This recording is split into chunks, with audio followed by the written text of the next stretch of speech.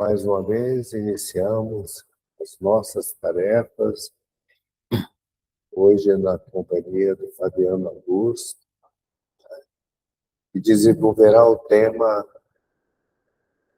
Limites e Liberdade, segundo o conhecimento espírita cristão. Rogamos inspiração e roteiro para o palestrante da noite, que já nos acompanha há mais de 20 anos, e que ele possa trazer conhecimento libertador que nos auxilie a encontrarmos a nossa estrada íntima.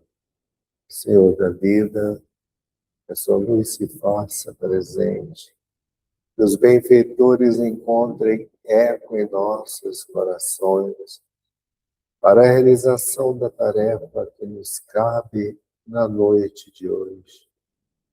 Iniciando pela palestra do nosso amigo Fabiano Augusto.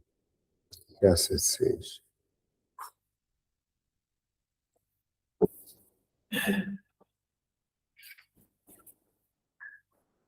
Nosso boa noite fraterno.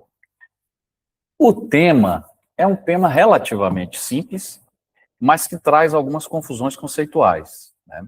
Quando se fala de liberdade, a doutrina espírita explora com maestria e profundidade a questão da liberdade de pensar e da liberdade de consciência. E, obviamente, os limites das liberdades de ação. Nós temos, então, em caráter ilimitado, a liberdade de pensar e de consciência. Mas temos limites na liberdade de agir. E, obviamente, conceitos como pensamento, consciência, princípio inteligente, pensamento continuado, inteligência individualizada surgem nesse embate e, às vezes, não nos atentamos aos elementos conceituais. Eu costumo dizer que quando a gente entende o conceito, a gente entendeu a questão, né? Então, precisamos nos fixar na compreensão do que significa. Essa liberdade de pensar e de consciência, a gente vai abordar, né, com alguma superficialidade as questões que vão de 825 a 842 de O Livro dos Espíritos, que trata da lei natural, né, da lei divina e dos elementos associados a esse processo de liberdade.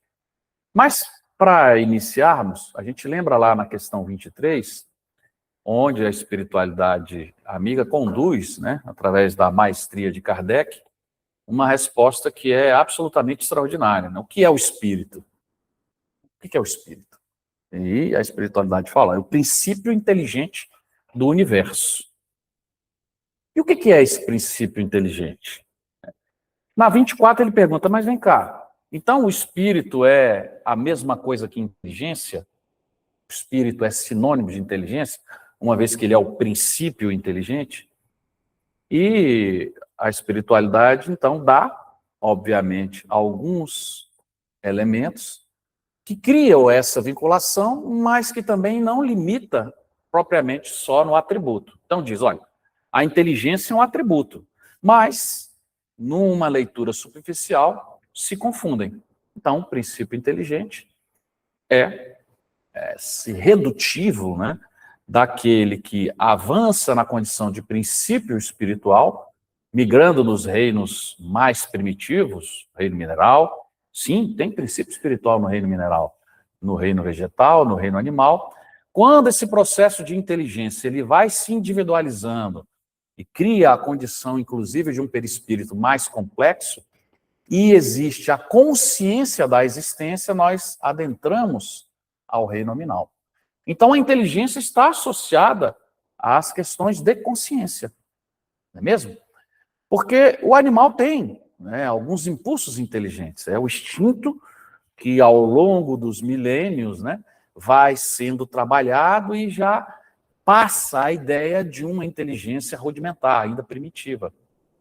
No caso do homem, essa consciência de saber que existe, de entender que é, né, nessa leitura do ser, aí nós temos o princípio inteligente individualizado, que é o conceito que a espiritualidade nos dá em relação ao espírito. Então, inteligência, consciência, pensamento continuado, muitas vezes são trabalhados de maneira confusa.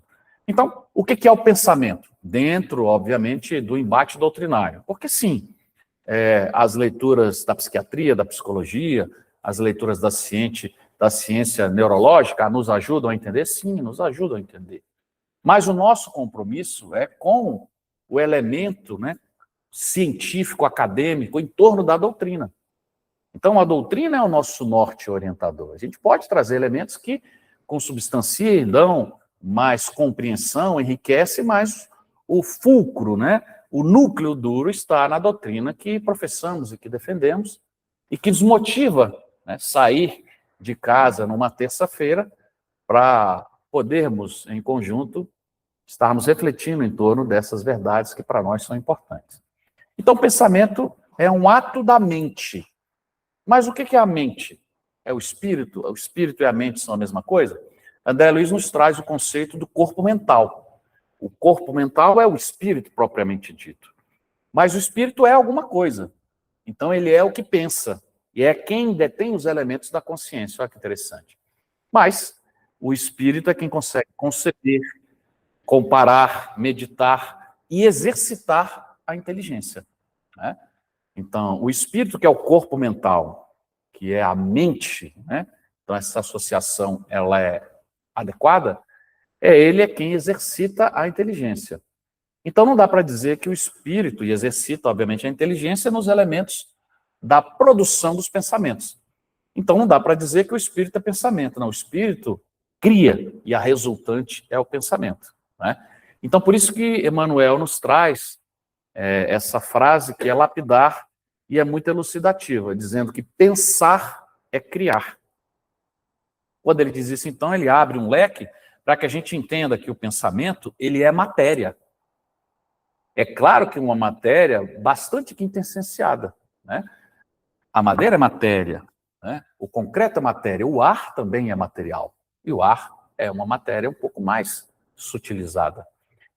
A energia, os fluidos magnéticos são também matéria. E o pensamento tem, obviamente, essa condição de ser uma energia fruto da ação mental. Então, se o pensamento é energia mental e a energia é matéria, o pensamento é matéria mental. Por isso é que pensar é criar. E aí a gente entende, né, que essa matéria mental é resultado dessa energia que se exterioriza do espírito, porque o espírito é quem, pela mente, pela sua condição de essência mental, produz o pensamento, no exercício do processo inteligente, né?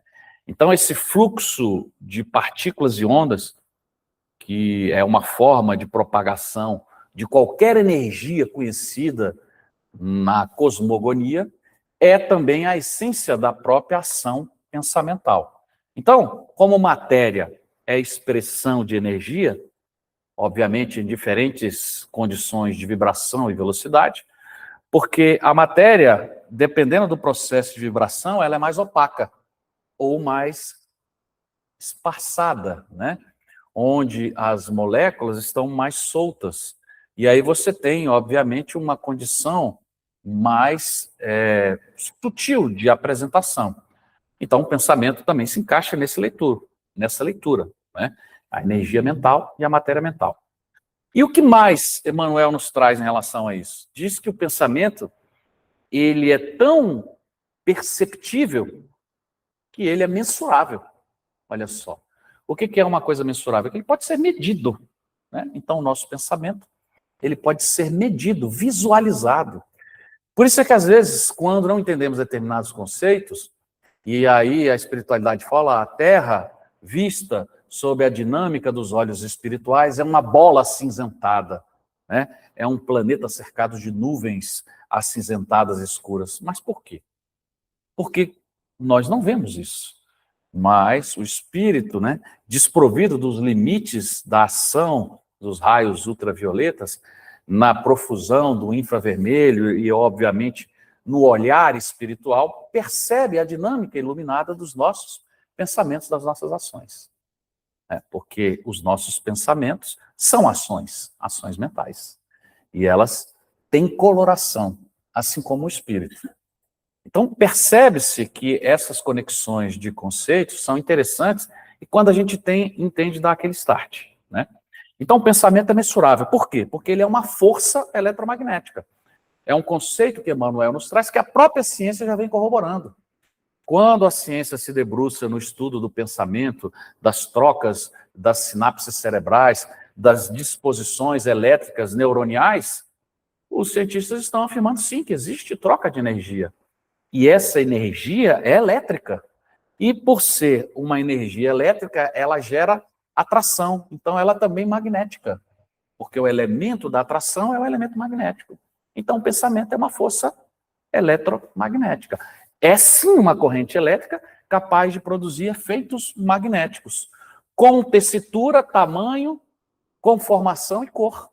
Olha que interessante, né? Então, Emmanuel está correto. Pensar é criar. E quem somos nós para duvidar desse espírito extraordinário? Então, ao pensarmos, o comprimento da onda que nós emitimos, ela vai variar, obviamente, com a intensidade, com a concentração e com os objetivos desejados, né? Ou seja, com a natureza das ideias emitidas. Se a gente pensa de maneira disciplinada, concentrada, a tendência é que esse pensamento se manifeste de maneira mais forte, né? Por isso é que os pensamentos ruins têm um alcance limitado, segundo a própria doutrina. Por quê? Porque vão contra uma dinâmica do bom e do belo. Porque o mal é a ausência do bem. O mal é passageiro. A ignorância é passageira. As limitações morais e intelectuais, elas são limitações inerentes à nossa condição atual. Mas não é o objetivo, né? É só um caminho para alcançarmos o objetivo final. Então, somos criados simples e ignorantes, avançamos nos elementos intelectuais e morais, para um dia acessarmos o que a espiritualidade nos aponta como uma consciência cósmica. Então, esse é um dos conceitos, inclusive, que alguns, né, transcendentais e holistas defendem com assertividade, que Deus é essa consciência cósmica. E dentro dessa linha, o texto bíblico não erra quando diz que nós somos a essência divina e para Deus iremos, para Deus voltaremos. Então, é esse elemento, essa condição de criar um núcleo do processo consciencial, ainda que grosseiro. Na medida que a gente avança, essa consciência se liberta e se desperta, e ela se liberta e se desperta pelo ato de apreensão das experiências e de conhecimento. Então, a consciência está associada ao espectro inteligente.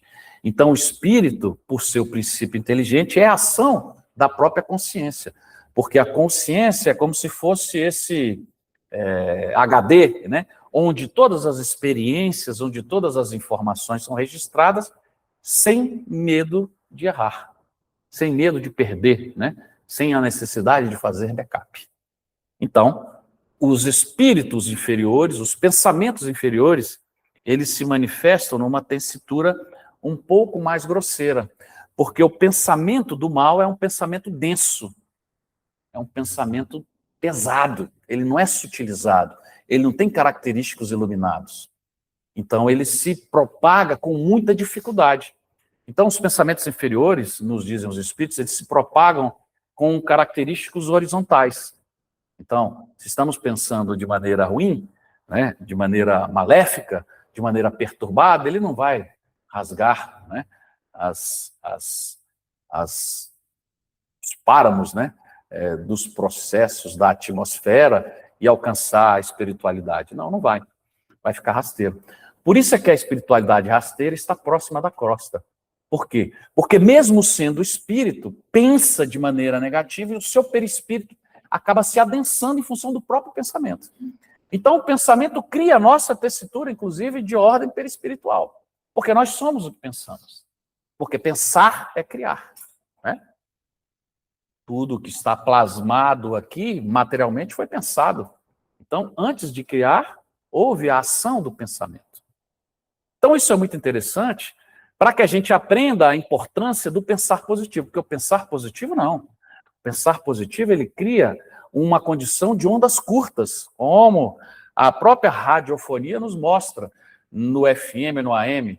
Por que o AM vai mais longe? Porque o AM é de ondas curtas que se movimentam, né, como uma onda do mar, mas onde a crista em que se comunicam as informações são mais próximas. Se elas são mais próximas, elas se propagam com maior distância, porque elas têm coesão. Né? Se a crista da onda é mais longa, em determinado momento essa informação se perde. Por isso que o FM é mais de curto alcance em relação ao AM, que é de longo alcance. Então, o pensamento ruim, maléfico, pobre, ele é de ondas longas, ele é frágil, ele é denso, ele é pesado, ele não alcança grandes distâncias. É por isso que ao orarmos, e aí a gente abre a questão do nosso psiquismo para absorvermos essas ondas positivas, a gente consegue criar esse ciclo de ondas em que recebemos e produzimos através do pensamento adequado.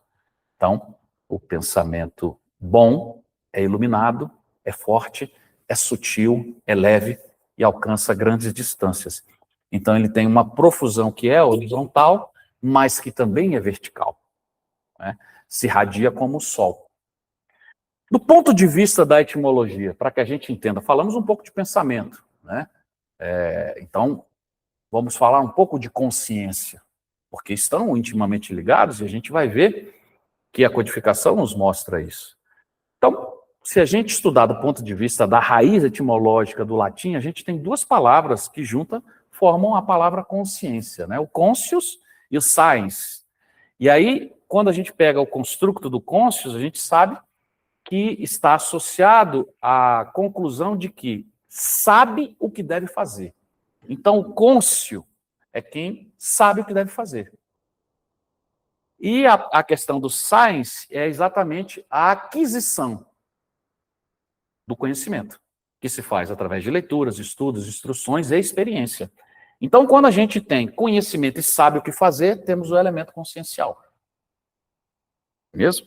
Por isso é que todos nós temos, sim, consciência do que é certo e errado. Temos, sim. E a gente vai ver por que às vezes, essa consciência não está tão desperta, né? Nessa ação pouco inteligente. Mas, como diz o Livro dos Espíritos, ela está na nossa consciência, a lei natural, a lei divina.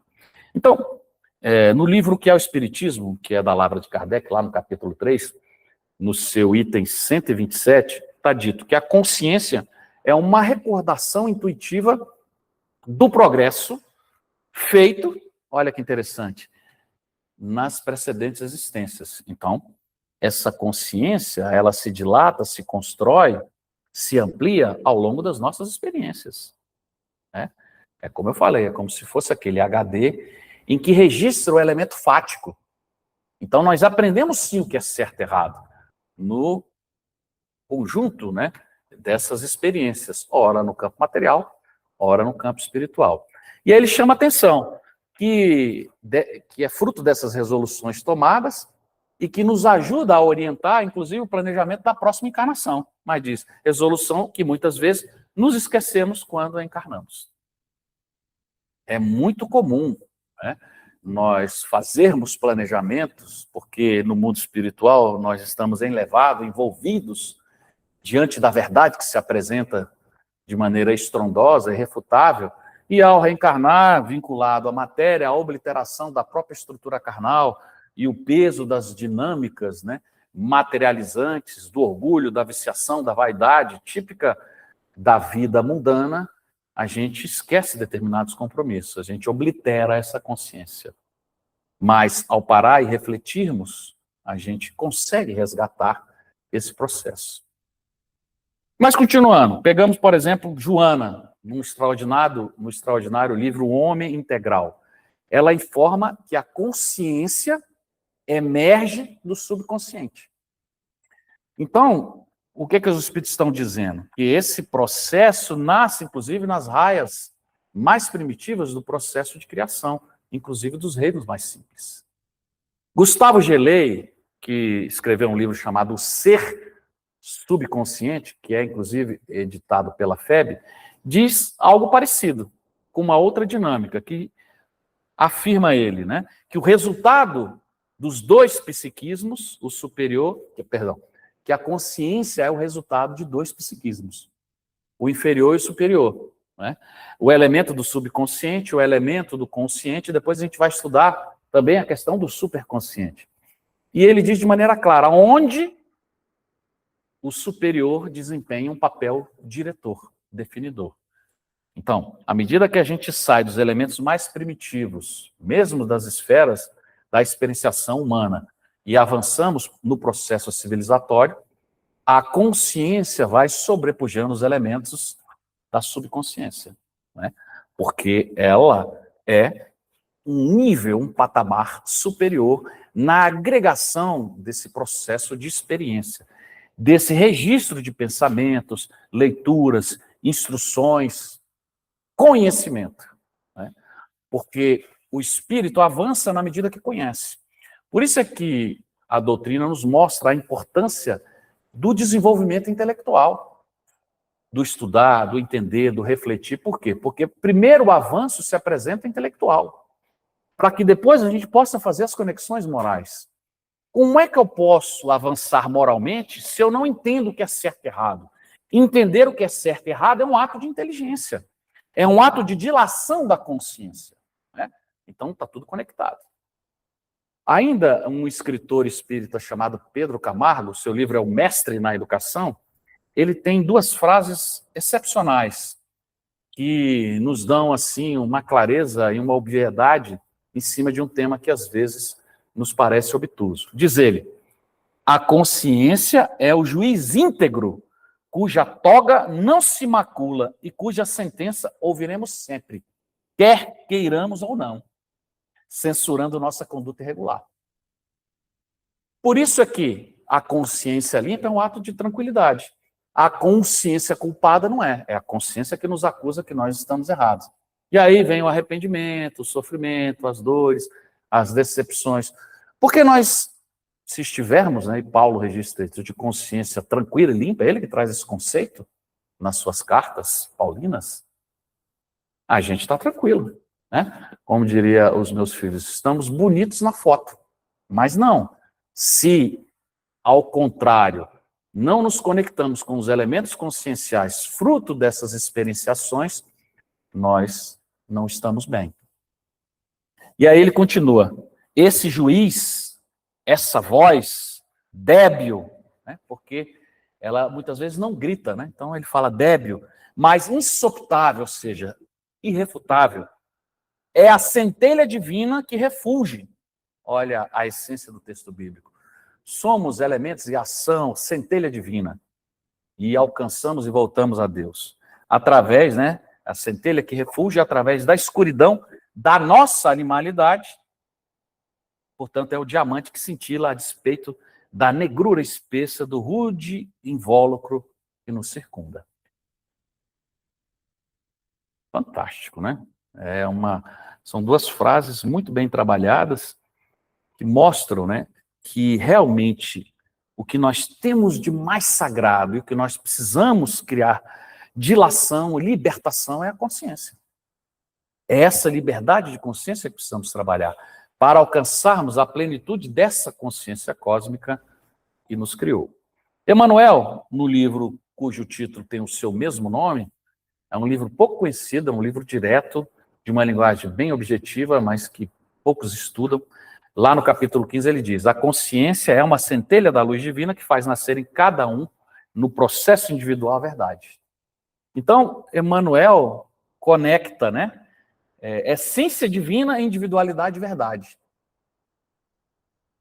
Por quê? Porque a verdade é a verdade. Não adianta eu dizer que esse teto não é branco. Posso falar que não é branco, mas é branco, é fato, é verdade. Então, a verdade é filha do tempo, não da autoridade ou de um processo de perturbação de quem quer que seja. Por isso é que se diz normalmente, né, a mentira tem perna curta. Por quê? Porque a verdade se estabelece, né? Galileu Galilei, quando confrontado com as dinâmicas do processo, né, cosmogônico e subjugado pela ação da Inquisição, obrigado a abjurar, porque os padres, os bispos e o Papa defendiam que a Terra era o centro do sistema solar e do universo, e ele dizia que não, né? Era o Sol.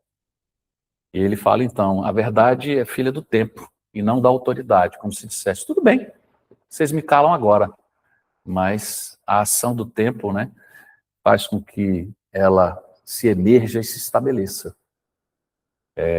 Então, é muito interessante essa conexão que Emmanuel faz. Stanislav Grof é citado por Joana de Ângeles em algumas de suas obras. E ele, obviamente, dentro dessa leitura do self, né, dessa leitura transcendental dos elementos da psicologia, que Joana de Ângeles tanto gosta, ele diz o seguinte, que o ser se desidentifica. Uma expressão interessante, né? Da persona, do ego inferior e imaturo. Então, nós vamos deixando elementos personalísticos de lado. A gente se desidentifica também do coletivo. Olha que interessante. E se deixa conduzir pelo self e pela sua personalidade maior. Ou seja, nós deixamos de pensar como a manada, como a coletividade que não é muito inteligente, nos deslocamos desse processo e já não estamos preocupados somente com os elementos egocêntricos, só com a vaidade, o egoísmo e o orgulho que criam as bases dessa egolatria. Nós já passamos a pensar no próximo e no todo. Então a gente se desidentifica, a gente se despersonaliza. Não é só eu, não é? Não só interessa o que eu quero, o que eu sou, o que eu tenho. A gente passa a desconsiderar esses elementos e entra nesse processo de desenvolvimento do self, né? Entra nesse processo de libertação de consciência, entra nesse processo de pensamento continuado de maneira inteligente e positiva. Então, na questão 621 está dito lá, onde estão escritas as leis de Deus? Na consciência. Aí, na 621 tem uma pergunta inteligentíssima. Mas, se ela está escrita na consciência, para que precisa de todo um processo de desenvolvimento religioso, filosófico, intelectual, né, para que ela se revele? Porque ela já está na consciência. Aos espíritos, sim, o homem esquece, o homem despreza, ela precisa ser acionada, ela precisa ser lembrada, ela precisa estar sempre amadurecendo. Então a gente tem os elementos e a essência, vamos dizer, a leitura primordial do que é certo e errado, e precisamos desenvolver na medida que registramos, né, os elementos intelectuais e morais que compõem quem verdadeiramente nós somos e o que nós queremos ser. Então a gente pode dizer que a consciência é esse quantum do que já despertamos em nós da essência divina. E aí, novamente, o texto bíblico, apesar das transliterações, né, dos elementos parabólicos, acerta quando diz que nós somos a essência divina. Não quando a leitura católica, ou a leitura protestante, ou a leitura antropomórfica do mundo nos associa a Deus, porque Deus é um velhinho de barba sentado no centro do universo, num trono gigantesco iluminado com um cajado, né? Aí essa leitura antropomórfica é ridícula, né? É irracional, é jocosa, né? É fruto de elementos que estão enraizados há quase 2 milênios e que não se sustentam minimamente em qualquer processo de racionalismo. Mas nós somos essa essência do ponto de vista do potencial em que o elemento, quanto consciencial, foi nos oferecido quando construímos do princípio espiritual a condição e a autoridade de sermos princípio inteligente individualizado. Então, esse self em expansão, ou essa consciência em expansão, ela se faz notar, como os espíritos nos mostram, pelos nossos atos virtuosos, pelas nossas qualidades positivas. Então, consciência é esse sentimento, esse conjunto de conhecimentos que permite, obviamente, a vivência, a experimentação, a compreensão e o registro dessa experimentação, dessa compreensão. todos os aspectos, na totalidade do mundo interior, do mundo exterior, é esse sentido ou percepção que é moralmente certa ou errado. Porque o que é o moral? É a regra do bem proceder. Então, se não é o bem, é errado. É o elemento maléfico, porque o mal é a ausência do bem. E aí esse conceito filosófico é mais profundo. Porque se nós não estamos fazendo o bem, nós já estamos incorrendo no mal, como os espíritos dizem. Ah, eu fiquei a tarde toda olhando para o teto. Não fiz mal nenhum. Objetivamente, diretamente, não. Mas fiz algum bem? Não. Então eu dei espaço para que o mal se apresentasse. Porque eu tive a oportunidade de ser útil e não fui. Porque eu fiquei passivo, né, num processo, né, platônico de contemplação, e pouco produtivo eu fui. Por isso é que os espíritos condenam essa ação eremita, condenam esses monges que se afastam da sociedade e que não erram. Mas errar como? Se não se socializam. Também não acertam, também não amadurecem. Então são vidas que se apresentam muito pouco produtivas. E nós não estamos aqui para perder tempo. Então a lei de sociedade, a lei de progresso nos impõe atração, burilamento, processos de experienciação, né, de relacionamento, que muitas vezes são deformados, mas que vão nos impulsionando para a aquisição desse elemento consciencial. E aí a gente entra no espectro dos limites. Então nós falamos de liberdade de consciência, liberdade de pensamento, princípio espiritual, princípio inteligente, pensamento continuado, conexão entre inteligência e a própria ação da mente, ou seja, do corpo mental, que é o espírito propriamente dito. E aí a gente entra nesses elementos que estão muito bem impostos lá no capítulo 10 da Lei de Liberdade, do Livro dos Espíritos, que é simplesmente o livro mais extraordinário da história da humanidade, e o será ainda por muitos séculos. Lá na questão 825, quando está dito, não existe liberdade absoluta do ponto de vista da ação. E é verdade, porque nós precisamos uns dos outros. Aí na 26 ele fala, bom, mas dá para imaginar uma liberdade absoluta? Ele sim, se formos eremitas, isolados exclusivamente, porque se já tiver mais um, aí já tem, né, direitos recíprocos, então já não existe a liberdade de ação, porque existem direitos recíprocos. E aí, esse processo de liberdade absoluta não existe. Então, a liberdade absoluta no campo da ação não existe, inclusive no que diz respeito aos aspectos legais. Mesmo que limitados, deformados, né, pouco inteligentes pela ação intelectualizada humana, eles já criam, né, limites da ação e da inter-relação social. Essa liberdade de consciência começa a ser explorada ali de maneira mais estruturada na questão 833, onde o homem possui, sim, liberdade do pensamento ilimitada e absoluta. Então, se o homem tem liberdade de pensamento ilimitada e absoluta, ele também tem liberdade de consciência. Porque a liberdade de consciência e de pensar, como na questão seguinte está posta, estão intimamente associadas. Porque o pensamento e a ação e a experiência vai criando positivamente mais elementos conscienciais. Então existe uma conexão. Na 836, nós temos o direito de limitar a liberdade de consciência e pensar? De forma nenhuma. Não temos o direito e nem é muito inteligente tentar, né? Porque na 7 já diz. O que resulta, então, desse interesse mesquinho, obtuso, de limitar a liberdade de consciência ou de estagnar a liberdade de pensamento de quem quer que seja? Os espíritos são bem duros, né?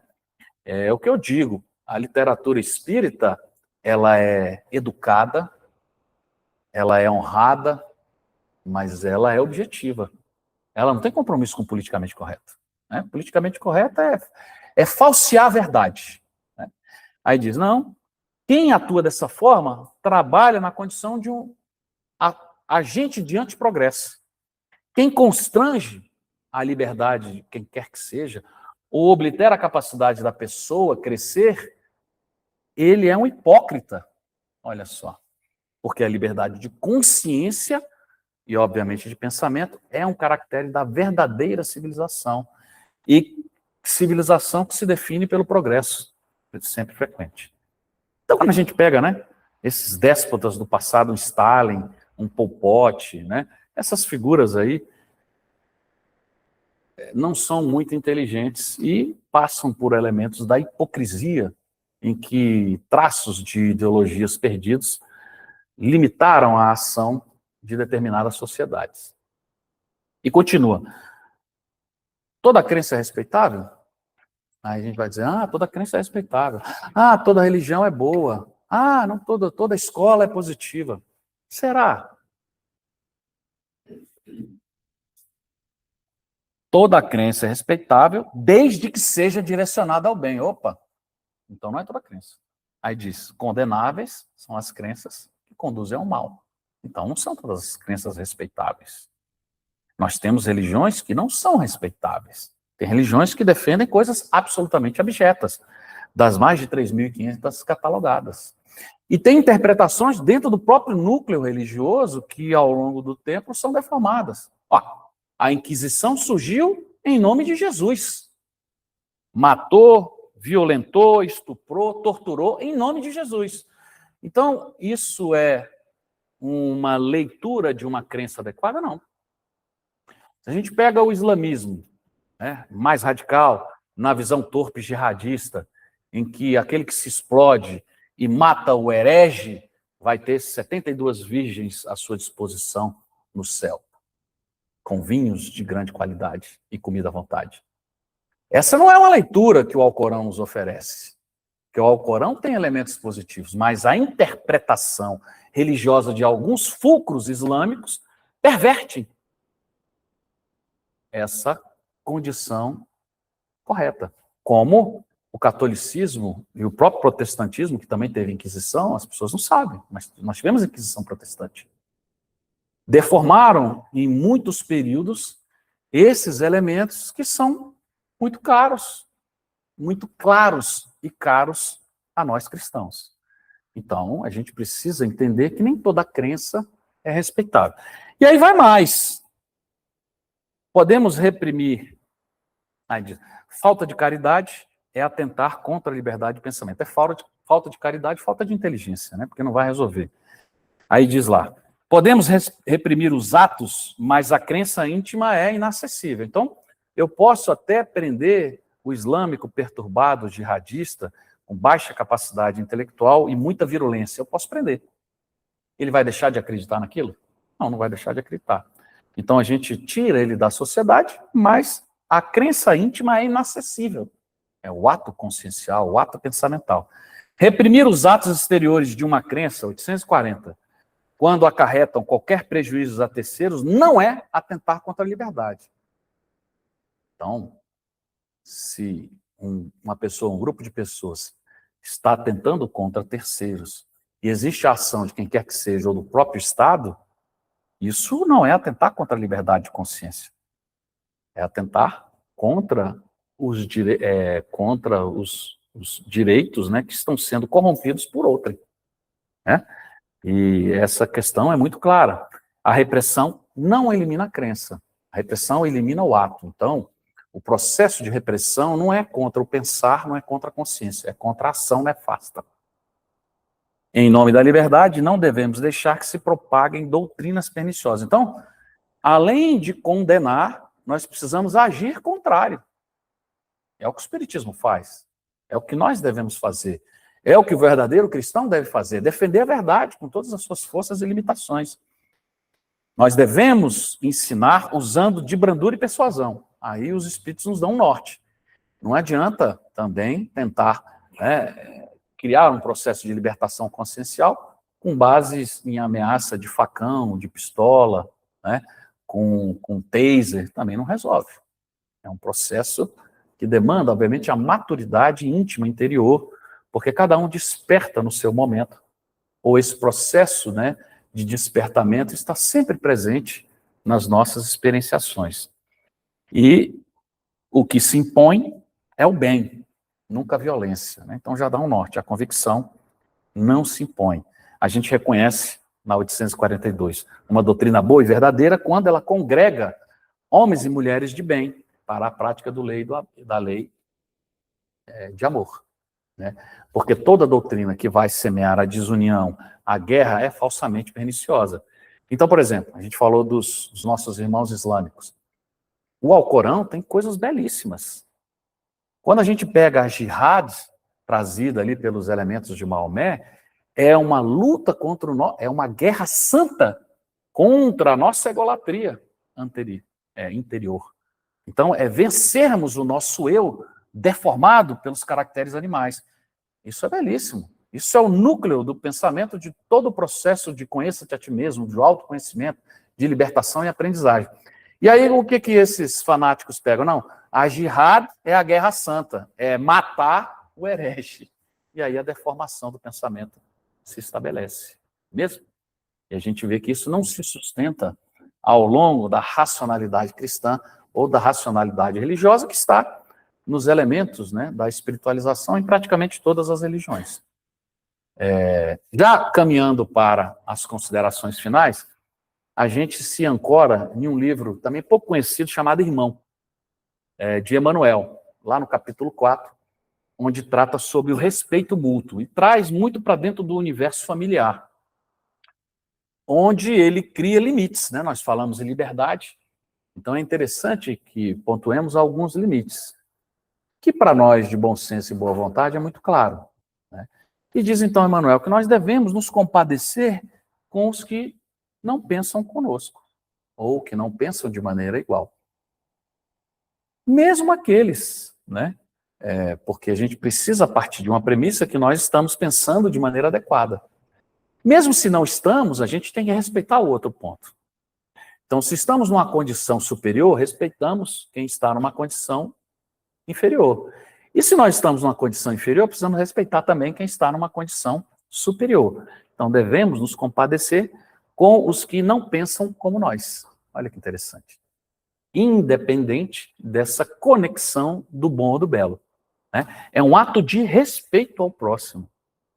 E diz, por quê? Porque todos compartilham a nossa essência, todos que estão vivendo os elementos de profusão e de aprendizagem no seio da carne, estão evoluindo em degraus diferentes, próximos, mas diferentes, né? Eu costumo dizer que do déspota, do assassino, até para o homem de bem, o cidadão, não existe grandes distâncias do ponto de vista da leitura espiritual. Pode existir alguns séculos e milênios, né, de experienciação no bem, na verdade, no processo acadêmico, desenvolvimento intelectual. Mas o que são 1000 anos, 100 anos, 200 anos, 500 anos, 2000 anos, do ponto de vista da leitura universal? Não é mesmo?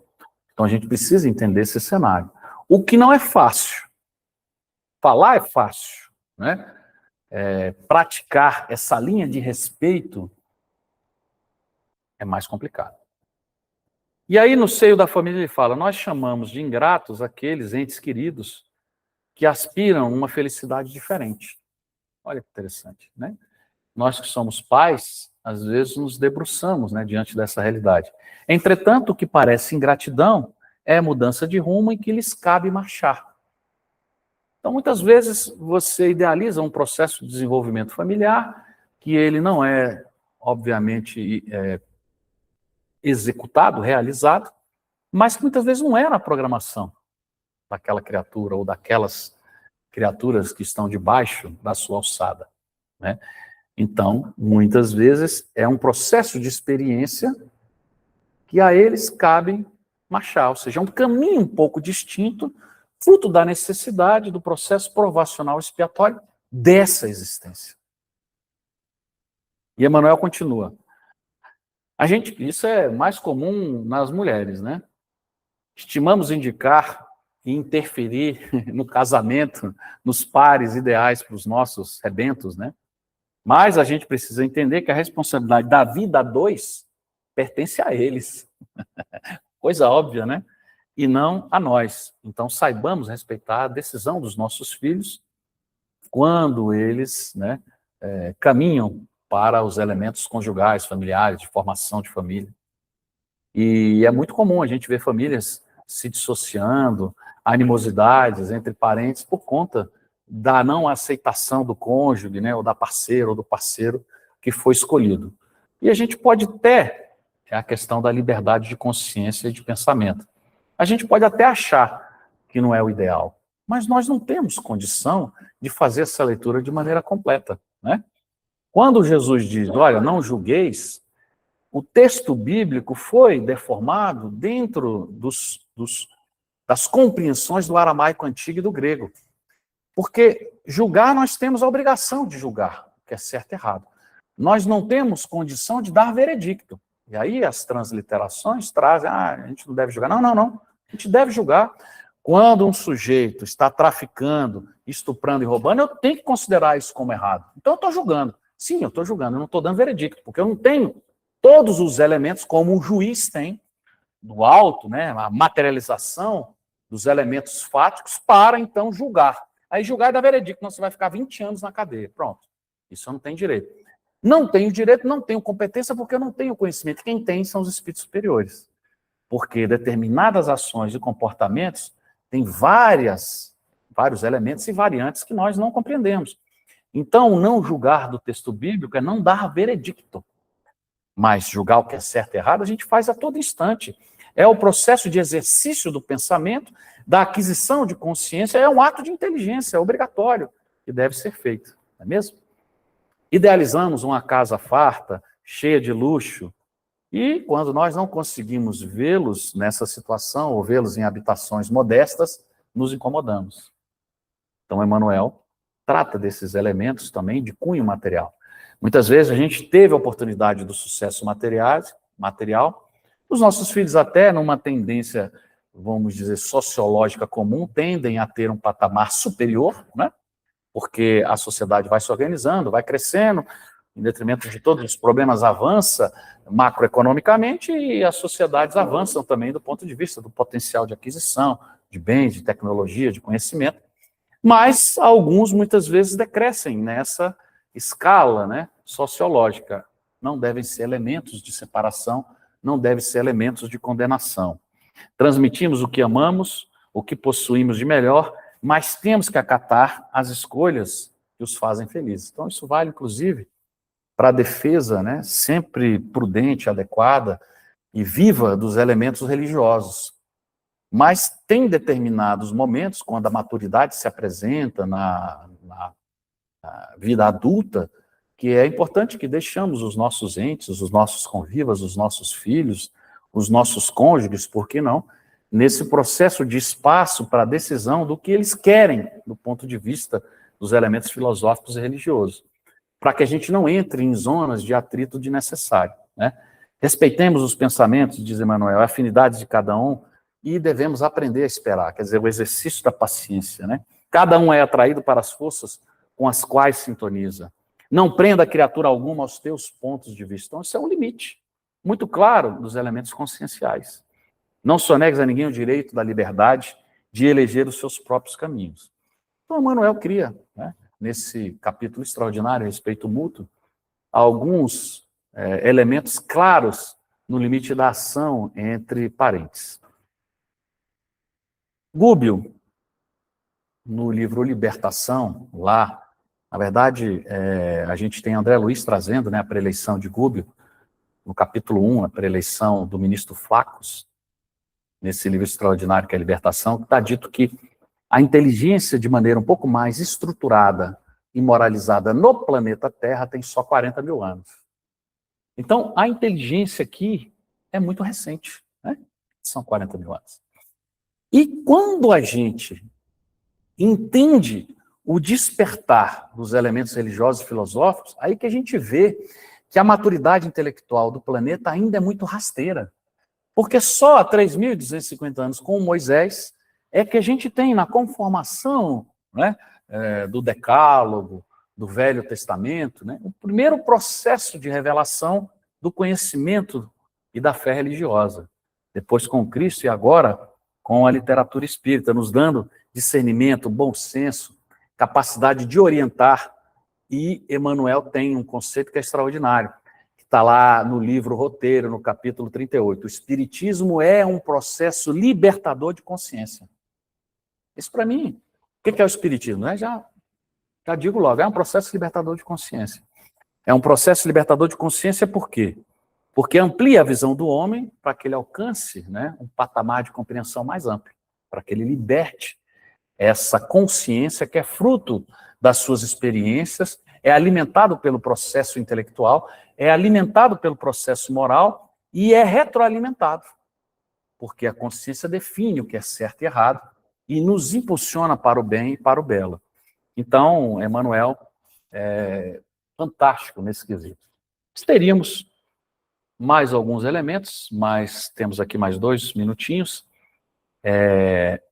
Eu quero lembrar de uma página, sempre quando a gente trata nesse assunto, pensamento, consciência, cérebro, corpo mental, é sempre oportuno, porque eu diria que talvez uma das páginas mais ricas que a literatura espírita nos oferece para a explicação do exercício da mente, que está lá no capítulo 3, né, do livro Mundo Maior, onde Calderaro explica a casa mental. Então ele fala da mente humana.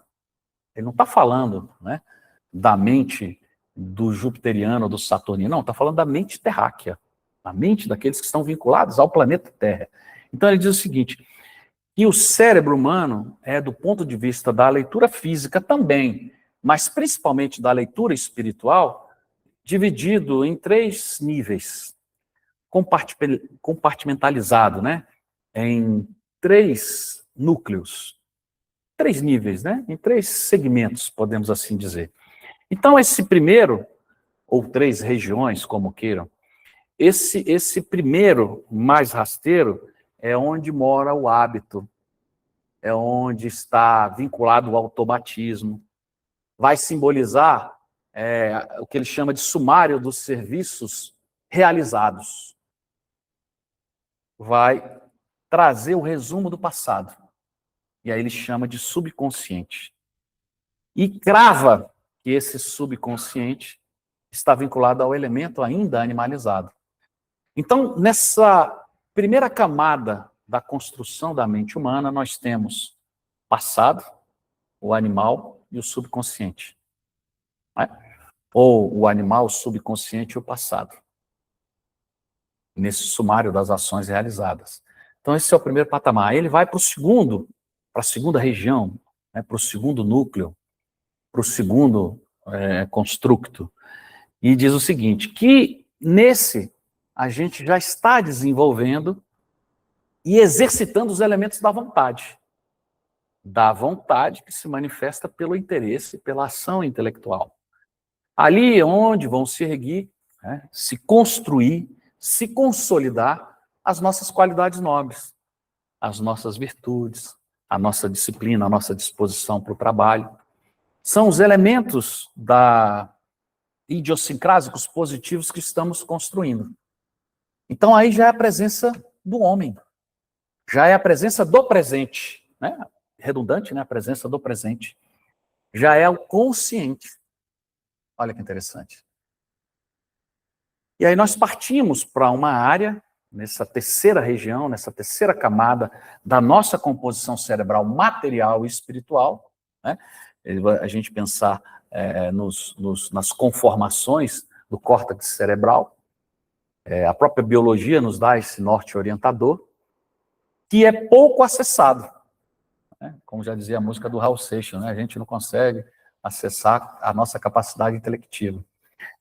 E ele diz o seguinte, que essa terceira região, é onde estão, onde moram, onde residem o ideal, a meta superior, né? Os elementos positivos a serem alcançados. É aquilo que nos indica o que nós temos que fazer para o futuro. Já é o elemento associado à condição da construção do ente ou do self libertador, que ele já chama de superconsciente. E aí já não é mais o passado e o presente, é o futuro que se manifesta. Já não é mais o animal, é o homem, é o anjo que se manifesta. Né? Então nós temos em potencial intelectivo, em potencial fisiopsicossomático, em potencial biológico, a condição de sermos, sim, animalizados, mas temos um potencial para sermos anjos. Podemos pensar no passado e nos ficar presos ao passado, sim, como acontece nos processos depressivos, mas temos que estar vinculados ao presente, almejando o futuro. Nós podemos nos perder dos elementos subconscienciais, como Freud, né? Como o próprio Sigmund Freud nos traz, Freud e Sigmund Me ajuda? Carl Gustav Jung, né? Sigmund Freud e Jung, que veio depois trabalhando com mais profusão. Podemos ficar presos aos elementos do subconsciente, mas não devemos, porque estamos no hoje, vivemos o presente, o consciente é o despertador, mas apontando para o superconsciente. Então é isso, meus irmãos. Se a gente tem esse potencial de dilatar, né, a nossa capacidade intelectiva, se a gente tem esse potencial de avançar na construção do self libertador, se a gente tem esse potencial de ampliar o nosso processo de compreensão consciencial, por que não aproveitarmos? Obrigado.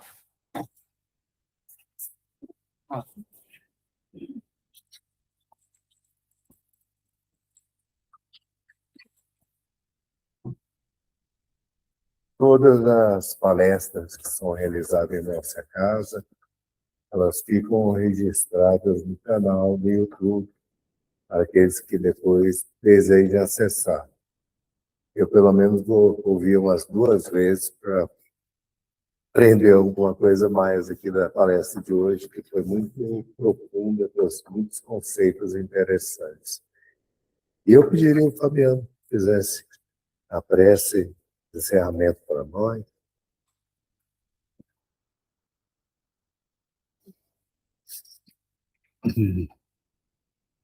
Que possamos, em conjunto, trazermos os elementos do nosso superconsciente nesse exercício nobre de ampliação da nossa capacidade consciente, reconhecendo que a casa espírita nos protege, cuida das nossas energias, nos mantém antenados com as verdades, agradecendo a oportunidade do conhecimento espírita, que é um processo libertador, que nos dá princípios e conceitos claros que nos ajudam a entender os fenômenos que abraçam a sociedade de maneira mais rica. E é por isso, Jesus, que agradecemos pelo que temos, na forma da saúde mental, da saúde física, mesmo que muitas vezes incompleta, da saúde financeira ou não, porque temos que agradecer o que temos e o que não temos, mas a capacidade de raciocínio, a compreensão dessas verdades, a conexão com as realidades espirituais, nos torna seres especiais do ponto de vista das responsabilidades que já estamos aprendendo a assumir. Que a sua proteção recaia sobre todos os que aqui estão e que ela alcance todos aqueles que fazem parte da nossa tela mental. Amigos, irmãos, parentes, companheiros da esfera laboral, companheiros encarnados ou desencarnados, que todos eles possam receber os nossos votos de carinho, de amor, multiplicados, Senhor, pela sua bondade magnânima. Que assim seja. Agradecemos mais uma vez a presença do Fabiano, a ótima palestra da noite de hoje. Encerramos aqui a primeira parte das atividades e iniciaremos agora o passe para aqueles que desejarem receber.